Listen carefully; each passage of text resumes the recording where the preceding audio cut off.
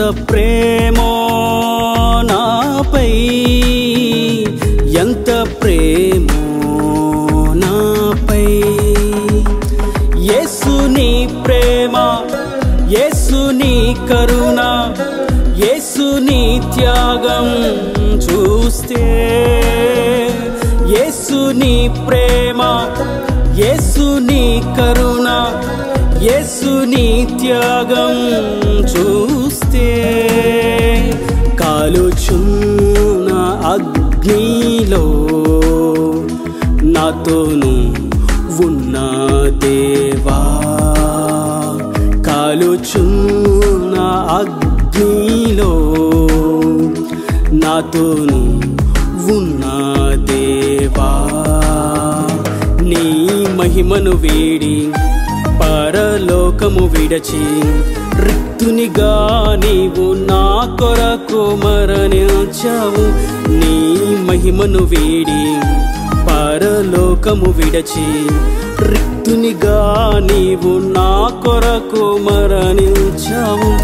ఎంత ప్రేమో నాపై, ఎంత ప్రేమో యేసయ్యా.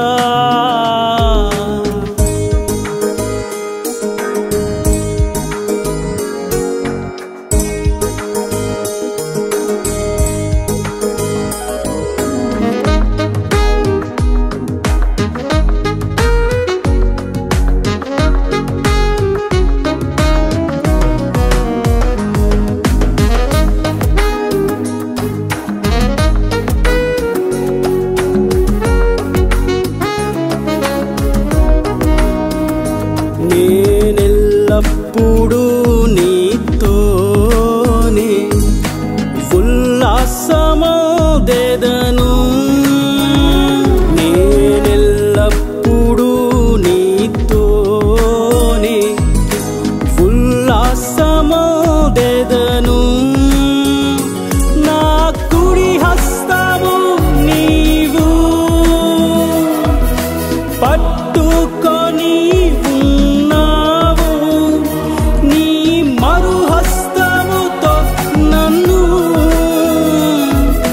హత్తుకొని ఉన్నావు. ఎంత ప్రేమో నాపై, ఎంత ప్రేమో యేసయ్యా.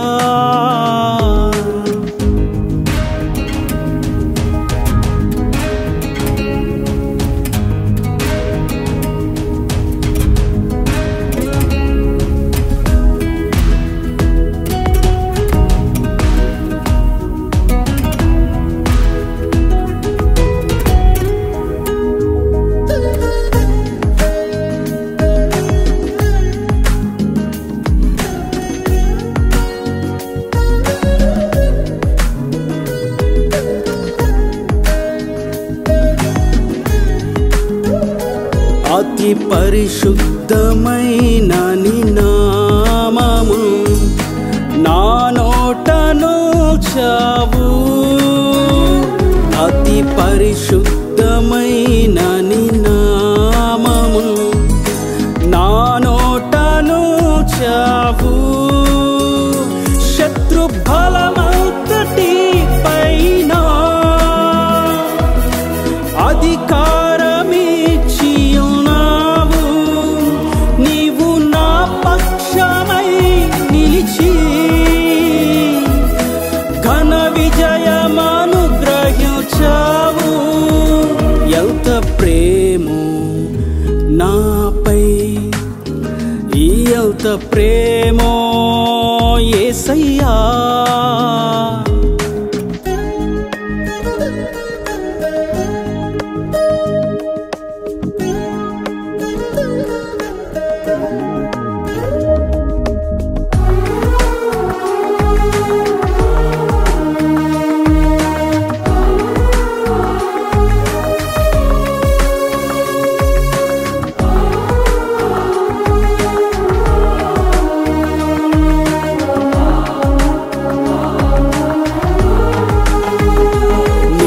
పరిచర్యకై నన్ను ప్రత్యేకపరిచావు నీ పరిచర్యకై నన్ను ప్రత్యేకపరిచావు అభిషేకమును అనుగ్రహించి నీ సాక్షిగా నన్ను నిలిపావు అర్హతే లేని నన్ను పిలిచి నీ పని చేయమని అన్నావు ఎంత ప్రేమో నాపై ఎంత ప్రేమో నాపై ఎంత ప్రేమో నాపై యేసుని ప్రేమ యేసుని కరుణ యేసుని త్యాగం చూస్తే యేసుని ప్రేమ యేసుని కరుణ యేసుని త్యాగం చూస్తే కాలుచున్న అగ్నిలో నాతోను ఉన్న దేవా కాలుచున్న అగ్నిలో నాతోను ఉన్న దేవా నీ మహిమను వేడి పరలోకము విడిచి రిక్తునిగా నీవు నా కొరకు మరణించావు నీ మహిమను వేడి పరలోకము విడిచి రిక్తునిగా నీవు నా కొరకు మరణించావు ఎంత ప్రేమో నాపై ఎంత ప్రేమో యేసయ్యా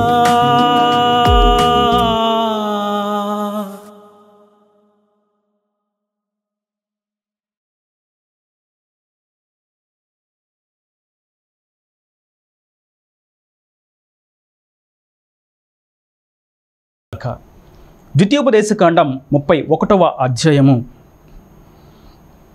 6వ వచనం. భయపడకుడి, వారిని చూచి దిగులు పడకుడి, నీతో కూడా వచ్చువాడు నీ దేవుడైన యెహోవాయే, ఆయన నిన్ను విడువడు, నిన్నెన్నడెడబాయడు. చదివినటువంటి వాక్య భాగంలో ప్రభు సెలవిస్తున్నారు, భయపడకుడి, మీరు దిగులు చెందొద్దు, అధైర్యపడొద్దు. ఎందుకంటే నీతో ఒక వ్యక్తి వస్తున్నాడు. ఎవరు ఆ వ్యక్తి? రాజకీయ నాయకుడు కాదు, జ్ఞానం ఉన్న వ్యక్తి కాదు, బాగా ధనం ఉన్న వ్యక్తి కాదు, లోక సంబంధంగా అందం ఉన్న వ్యక్తి కాదు. వీరందరికీ మించినటువంటి సర్వసృష్టికర్త, సర్వోన్నతుడు, మహోపకారి, మహాఘనుడు మన కొరకు మనతో వస్తున్నాడు. అవును, మనతో వచ్చేవాడు మన దేవుడైనటువంటి యెహోవాయే. అందుకనే భయపడొద్దనే ధైర్యంగా మీకు చెప్పగలుగుతున్నాను. అవును, ప్రభు సెలవిస్తున్నారు, మనం భయపడేటువంటి అనుభవం ఆయన చూశాడు. మనం అధైర్యానికి గురైనటువంటి పరిస్థితిని ఆయన చూశాడు. మనము దిగులుతో ఉన్నటువంటి అనుభవం ఆయన చూశాడు.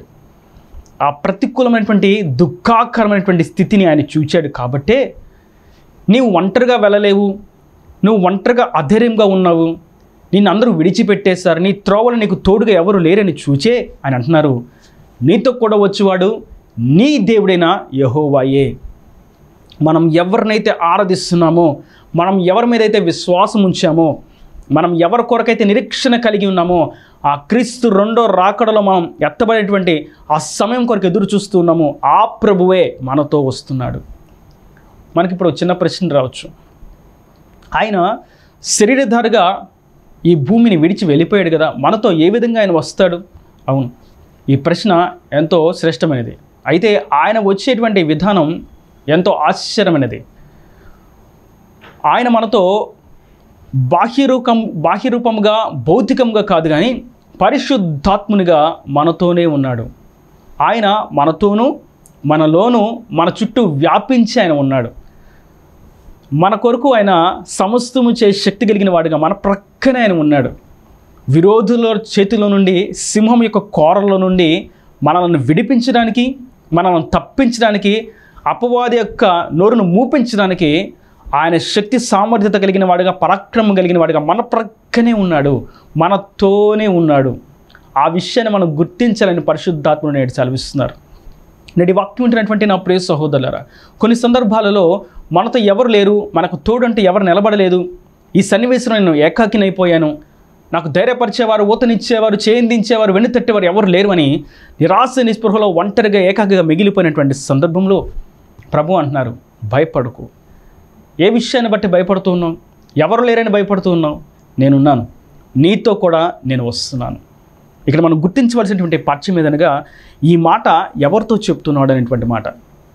ఈ వాక్యం విన్నప్పుడు జనులందరికీ ప్రభు నాతో ఉన్నాడు అనేటువంటి ఆశ కలుగుద్ది. అయితే ప్రభు అందరితో కూడా రాడు.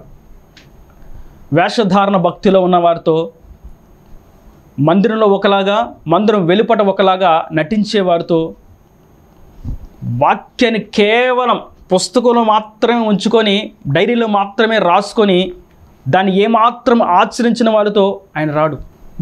వ్యభిచారం చేసేవారితో ఆయన రాడు. మోసం చేసేవారితో ఆయన రాడు.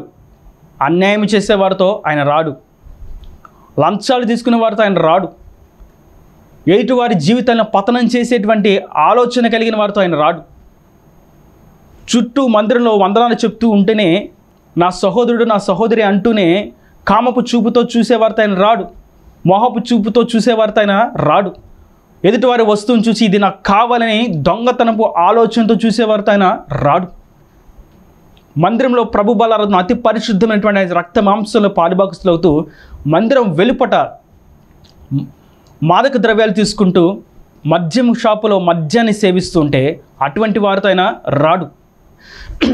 ఇక్కడ మాటలు అక్కడ, అక్కడ మాటలు ఇక్కడ చెప్తూ కుటుంబాన్ని విచ్ఛిన్నం చేసేటువంటి వ్యక్తులతో ఆయన రాడు.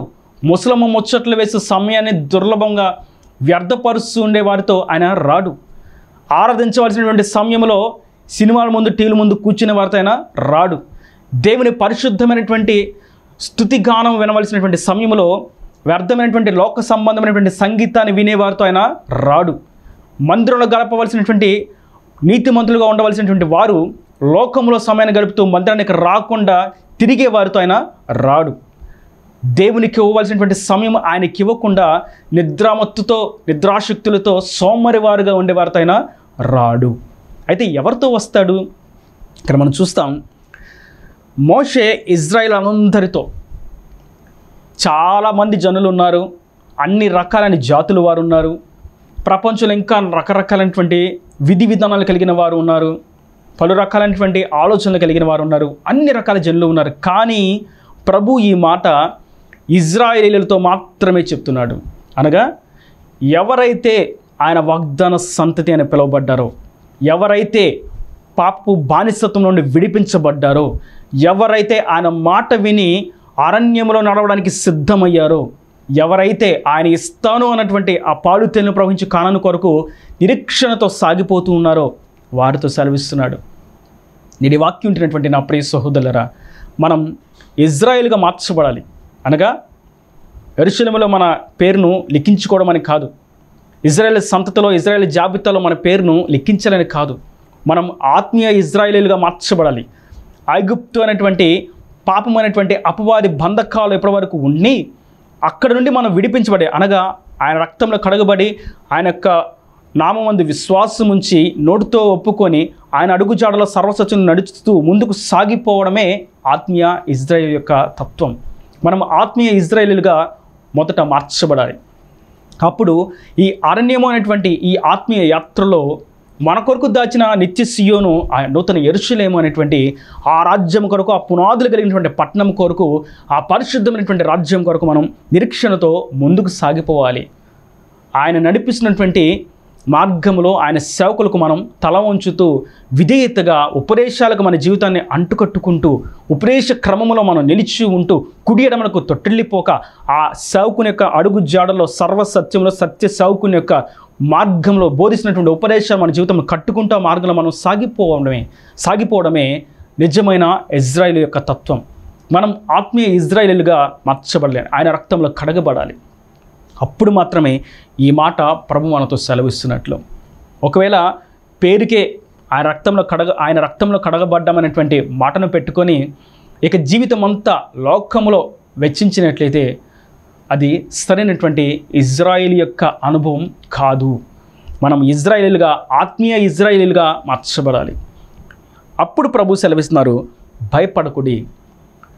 ఎందుకంటే మీరు నా నామం కొరకు, నా పేరట నన్ను విశ్వసించి నేను ఏమై ఉన్నానో అని తెలుసుకొని నేను నడిపిస్తున్నటువంటి ఈ యొక్క అరణ్య యాత్రలు మీరు సాగుతున్నారు కాబట్టి నేను మీకు తోడుగా ఉన్నాను, నేను మీతో వస్తాను.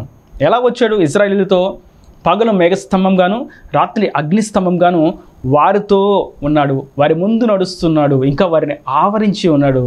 ఏ చీకటి, ఏ శత్రువు వారి దరికి చేరకుండా వారిని అగ్నికోటలో భద్రపరిచి ఉన్నాడు. ఎవరు కూడా వారి ఎదుట నిలబడలేకపోయారు. కారణం ఒకటే, ఆరాధిస్తున్నటువంటి ప్రభు వారితో ఉన్నాడు కాబట్టి. నేటి వాక్యం ఉంటున్నటువంటి నా ప్రియ సహోదరులారా, ప్రభు మీతో రావాలని అనుకుంటున్నారా? మీరు ఆత్మీయ ఇజ్రాయేల్గా మార్చబడాలి.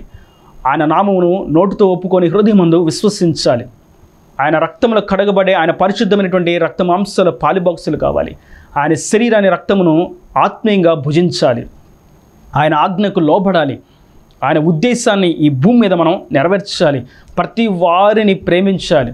కులమత విభేదాలు లేకుండా, రంగురూపు జాతి విభేదాలు లేకుండా, ఎటువంటి విభేదాలు లేకుండా ప్రతి వారిని మనం ప్రేమిస్తూ, ప్రేమతో దేవుని యొక్క రాజ్యమును చూపిస్తూ, ప్రకటిస్తూ ఆయన సత్య మార్గం మనం ముందుకు సాగిపోవాలి. ఇంకను క్రీస్తు నమ్ముకొని ఉన్నాం, మేము కూడా ఆత్మీయ ఇజ్రాయేలుమే అని అనుకుంటూ సేవకులను దూషిస్తూ ఒక్క బోధకే అంటుకట్టబడి ఇక ఇదే సరైనది, ఇక మిగిలిన వాక్యాలేవి సరివి కావు అని వాక్య లేఖనాలు చూపించబడినప్పటికీ ఆ వాక్యాన్ని విశ్వసించకుండా ముసుగు వేయబడిన వారుగా, కళ్ళు మూయబడిన వారుగా ఆ మార్గంలోనే వెళ్ళిపోతూ ఉంటే అది సరైనటువంటి ఆత్మీయ ఇజ్రాయేల్ యొక్క లక్షణం కానే కాదు. మరియు మేము కూడా ఆత్మీయ ఇజ్రాయేలుమే అని అంటూ ఆయన రక్త మాంసాల్లో శుద్ధమైనటువంటి, యోగ్యమైనటువంటి మంచి మనస్సాక్షి లేకుండా, నిర్దోషమైనటువంటి చేతులు లేకుండా అందులో చెయ్యి వేస్తే అది ఆత్మీయ ఇజ్రాయేల్ యొక్క లక్షణము కానే కాదు. అటువంటి వారితో ఆయన రాడు. అయితే ఎవరైతే వారి హృదయమును శుద్ధి చేసుకుంటారో, వారి చూపుల, తలంపుల, ఆలోచనలు అన్నీ శుద్ధి చేసుకుంటూ ఆయన నడిపిస్తున్నటువంటి మార్గము నడుచుకుంటూ వెళ్ళిపోతారో వారితో ఆయన వస్తాడు.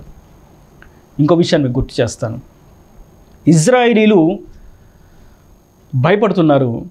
భయపడుతున్నటువంటి సన్నివేశంలో ప్రభు వారితో అన్నాడు, నేను మీతో వస్తున్నాను, మీతో కూడా వచ్చేవాడు మీ దేవుడైన యెహోవాయే అని చెప్పడంలో ఒక ముఖ్యమైన విషయం ఉంది. ఇజ్రాయేలీలు వారిని నడిపిస్తున్నటువంటి దేవుని మీద ఆశ పెట్టుకొని ఉన్నారు.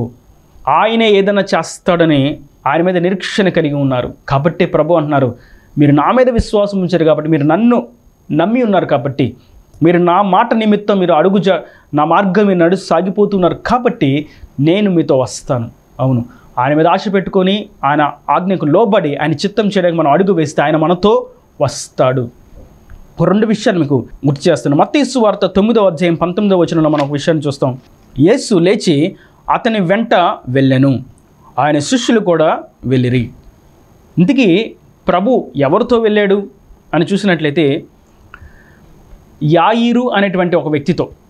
అతడు ప్రభు మీద విశ్వాసముతో, ఆశతో వచ్చాడు.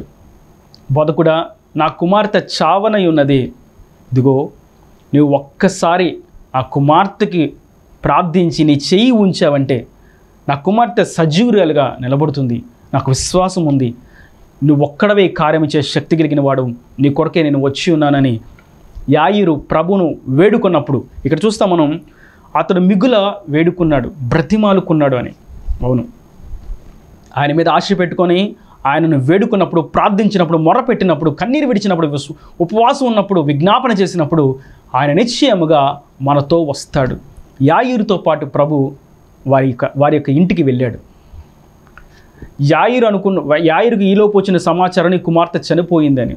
ప్రభు అన్నారు, నీవు విశ్వాసం మాత్రం ఉంచు, నీవు నా ప్రియ బిడ్డగానే ఉండు, విశ్వాసిగానే ఉండు, విశ్వాసం నుండి ఏమాత్రము తొలగిపోకు, నీతిమంతుడిగానే ఉండు, నేను చెప్పిన ఆజ్ఞకు లోబడు, విశ్వాసంలో ఏమాత్రం కుడేనమలకు అడుగు వేయకు, నేను నడుస్తున్న మన ఆ మార్గంలో వెంబడించు అన్నాడు. యాయిరు ఆ మాటకి లోబడ్డాడు. ఇంటికి వెళ్ళేసరికి తన కుమార్తె చనిపోయిందని జనులందరూ బహుగా విలపిస్తున్నారు, ఏడుస్తున్నారు. ఆ సందర్భంలో ప్రభు వారి మధ్యకు అడుగుపెట్టినప్పుడు ఆ జనులతో ప్రభు అన్నారు, మీరెందుకు చింతిస్తున్నారు, ఏడుస్తున్నారు, బాధపడొద్దు. ఆ చిన్నది నిద్రిస్తున్నది. ఎందుకంటే మీతో కూడా వచ్చేవాడు నీ దేవుడైన యెహోవాయే. ఆయన మనతో వస్తే నిర్జీవమైనటువంటి స్థితి ఉండదు, దుఃఖానికి గురి చేసేటువంటి పరిస్థితి ఉండదు. ప్రపంచమంతా ఏకమై మనల్ని అణిచివేయాలని ప్రయత్నం చేసినా మనం ఏమాత్రము కొంచెమైనను దిగులు చెందము, అధైర్యపడము. ఎందుకంటే ఆయనే మనతో ఉన్నాడు కాబట్టి.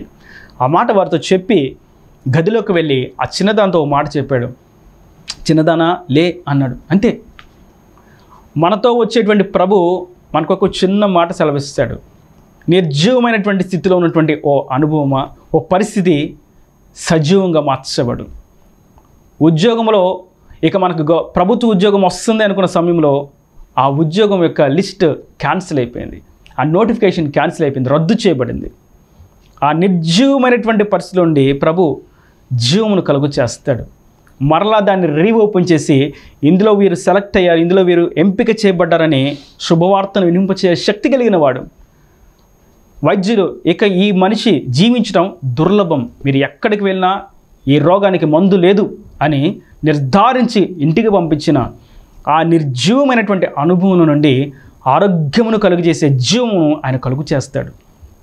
ఇక వీరికి సంతానం కలుగరు, వీరిక ఎవరైనా దత్తత తీసుకొని ఎవరినైనా ఒకరిని చేరదీసి తప్ప వీరికి సంతతి పుట్టదు అని నిర్ధారించిన అందరూ ఇక జరగదు అని చెప్పిన దేవుడు ఆ నిర్జీవమైనటువంటి స్థితి నుండి జీవమును కలుగు చేయవాడు, చక్కటి ఆరోగ్యవంతమైనటువంటి శిశువును ఇవ్వగలిగిన వాడు. ఇక వీరు ఈ చదువులో ఏమాత్రం ముందుకు రాణించలేరు. ఇక వీరికి చదువు చెప్పించడం అనవసరం. వీరిని చదువు కొరకు లక్షలు వేలు పెట్టి వీరిని పాఠశాలకు పంపించడం, కళాశాలకు పంపించడం వృధా అని చదువు నిలిపివేయాలనేటువంటి ఆలోచనలో ఉంటే ఆ పరిస్థితిలో, ఆ అజ్ఞానమైన జ్ఞానహీనమైనటువంటి పరిస్థితిలో నుండి ఇక నేను చదవలేనటువంటి స్థితిలో నుండి ఆ నిర్జీవమైనటువంటి అనుభవం నుండి జీవమును కలుగు చేసి మంచి జ్ఞానమును ఇచ్చి నడిపించగలిగినటువంటి శక్తి కలిగిన వాడు. ఇక ఈ సేవ జీవితంలో ఇక నేను చెయ్యలేను అని సేవను విడిచిపెట్టి మరలా లోకంలో శరీర సంబంధమైన భౌతికపరమైనటువంటి కోరికల కొరకు, ఆశల కొరకు అడుగు వేయాలనేటువంటి ఆలోచనతో ఉంటే ఆ నిర్జీవమైనటువంటి స్థితిలో నుండి సేవలో ఒక గొప్ప ఉజ్జీవం రగులు చేసి మరలా జీవమును కలుగు చే శక్తిమంతుడు. అవును, మనము ఆరాధిస్తున్నటువంటి ప్రభు మనతో వచ్చేవాడు. మనతో వచ్చి ఆయన మన నిర్జీవమైనటువంటి స్థితిని జీవమైందిగా మార్చగలిగిన వాడు. చుట్టూ ఉన్నవారు ఇది అయిపోయింది, ఇది జరగదు అని అన్నప్పటికీ మన కొరకు ఆ నిర్జీవమైన దాని నుండి జీవమును తీసుకురాగలిగినటువంటి బలమైన పరాక్రమము కలిగిన వాడు. యాయిరు కుమార్తె సజీవురాలుగా నిలబడింది. ఆ యొక్క సాక్ష్యం దేశమంతటా వ్యాపించింది. ఎవరైతే ఇది జరగదు అన్నారో వారే ప్రభువుకు స్తోత్రాలు చెల్లించారు, ప్రభువుకు కృతజ్ఞతాస్తుతులు చెల్లించారు, ప్రభు మాటకు లోబడ్డారు, ప్రభువును వెంబడించారు.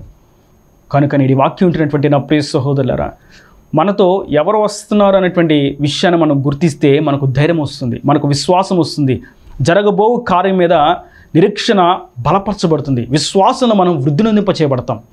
మనతో ఎవరు వస్తున్నారనేటువంటి ఆలోచన లేకపోతే నిరాశ, నిస్పృహలు, దిగులు, చింతలు, నిలిచివేయబడేటువంటి అనుభవాలే తప్ప మరికి ఏమీ మిగిలి ఉండవు.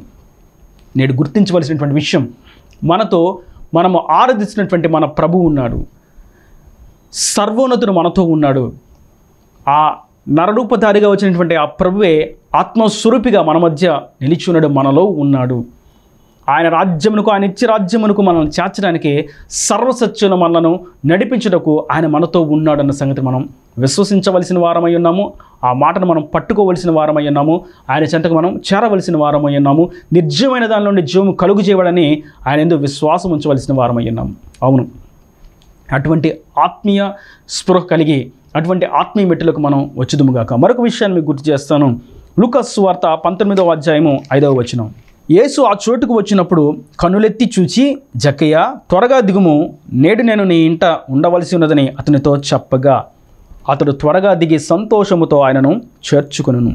ఇక్కడ మనం చూస్తాం, జక్కయ్య అనేటువంటి వ్యక్తితో ప్రభు అంటున్నారు, నేను నీతో పాటు వస్తాను, నీ ఇంటికే వస్తాను. జక్కయ్య సంతోషంతో ప్రభువును చేర్చుకున్నాడు. ఇక్కడ మనం గుర్తించవలసినటువంటి మరొక పాఠ్యం ఏదనగా, నేను నీ ఇంటికి వచ్చి నీ జీవితాన్ని మార్చబోతున్నాను అని ప్రభు అతనితో వెళ్ళాడు. జక్కయ్యతో పాటు ప్రభు ఇంటికి వెళ్ళిన తర్వాత ఏం జరిగింది? జక్కయ్య అప్పటికే మోసం చేసి, అన్యాయం చేసి, అన్యాక్రాంతంగా ధనాన్ని కూడబెట్టుకున్నాడు. ఏ వస్తువు ఇంట్లో ఉన్నా ఆ వస్తువు అంతటికీ దాని వెనకాల ఒక మోసమే ఉంది. అది ఏసీ అయినా, ఫ్రిడ్జ్ అయినా, ఫ్యాన్లైనా, లైట్లైనా, స్లాబ్ అయినా, టైల్స్ అయినా, మార్బుల్స్ అయినా, ఇక ఇంట్లో వస్తువులు అన్నీ, టీవీలు, మంచాలు, మొత్తం ప్రతి వస్తువుకి వెనక ఒక మోసం, ఒక అన్యాయం ఉంది. ఆ వస్తువు అన్యాక్రాంతంగా ఇంట్లోకి చొరబడింది. నీతిగా, న్యాయంగా సంపాదించిన సొమ్ము ఆ వస్తువు దేంట్లో కూడా లేనే లేదు. ప్రభు ఎప్పుడైతే ఆ ఇంట్లోకి అడుగు పెట్టాడో జక్కయ్య అంటాడు, ప్రభు ఏ వాక్యము చెప్పలేదు, ఏ ఉపదేశము చేయలేదు. జక్కయ్య ఇంట్లోకి ఎప్పుడైతే ప్రభు ప్రవేశించారో, జక్కయ్యతో ఎప్పుడైతే ప్రభు వచ్చాడో, ఆయన అడుగు పెట్టిన వెంటనే జక్కయ్యకి అర్థమైంది, నేను పాపము చేశాను, నేను మోసం చేశాను, నేను అన్యాయము చేశాను, నేను దొంగతనంగా ఎదుటివారి ఈవులను బలవంతంగా తీసుకున్నాను అని గుర్తించి ప్రభుతో అంటాడు, ప్రభువా, నేను అన్యాయంగా ఎవరి దగ్గర అయితే తీసుకున్నానో వారందరికీ నా ఆస్తిలో సగం బేదలకు ఇచ్చేస్తాను, మరియు నేను తీసుకున్న దాంట్లో 4 వంతులు మరలా తిరిగి చెల్లిస్తాను. ఎంత ఆత్మీయ అనుభవం! ఈ 4 వంతులు అనేది ధర్మశాస్త్రం ప్రకారం ఇవ్వవలసినటువంటి ఒక విధి. ఆ విధిని కూడా జక్కయ్య తెలిసినవాడే. దాని అర్థం జక్కయ్యకి బైబిల్ తెలుసు, పరిశుద్ధ ధర్మశాస్త్రం తెలుసు, కానీ దాన్ని అన్వయించుకోలేకపోతున్నాడు. మద్యపానాలు తీసుకోకూడదని తెలుసు, మాదక ద్రవ్యాలు తీసుకోకూడదని తెలుసు, వ్యభిచారం చేయకూడదని తెలుసు, దొంగతనం చేయకూడదని తెలుసు, అబద్ధాలు ఆడకూడదని తెలుసు, బూతులు మాట్లాడకూడదని తెలుసు, ధనాపేక్ష కలిగి ఉండకూడదని తెలుసు, పిసిని వారిగా ఉండకూడదని తెలుసు, దొంగతనము చేయకూడదని తెలుసు, అన్నీ తెలుసు. కానీ వారి యొక్క జీవితంలో అది అనుభవపరంగా లేనేలేదు, అన్వయించుకున్నటువంటి స్థితి లేనేలేదు. కానీ ఎప్పుడైతే ప్రభు ఆ ఇంట్లో ప్రవేశించారో, జక్కయ్యతో పాటు ప్రభు ఎప్పుడైతే వెళ్ళారో, జక్కయ్య యొక్క పాపం తేటపరచబడింది. జక్కయ్య ఆ పాపం నుండి విడుదల పొందగలిగాడు, దేవుని అనుసరించగలిగాడు. అప్పుడు ప్రభు అంటారు, జక్కయ్య, నీవు ఇప్పటి వరకు క్రీస్తు నమ్ముకుని ఉన్నావు, పరిశుద్ధుడివే, నీతిమంతుడివే అనుకున్నావు, నేను కూడా ఇజ్రాయేలునే, నేను కూడా ఆత్మీయ ఇజ్రాయేలునే అని అనుకున్నావు, కానీ ఇప్పుడు నువ్వు నిజంగా అబ్రహాము కుమారుడివే అన్నాడు. దాని అర్థం, ప్రభు మనతో వస్తే మన బ్రతుకు మార్చబడుతుంది, మన కుటుంబ స్థితిగతులు మార్చబడతాయి, మనం బంధించబడినటువంటి పాపంలో నుండి విడుదల పొందగలుగుతాం, దేవుని కొరకు సాక్షిగా నిలబడగలుగుతాం, నిజమైనటువంటి పరిశుద్ధ జీవితాన్ని ఈ లోకంలో జీవించగలుగుతాం, క్రీస్తు యొక్క సాక్షిగా తేజరిలింప చేయబడగలుగుతాం. కనుక అట్టి విధంగా ప్రభు మనతో రావడానికి మనం అనుమతిస్తాం.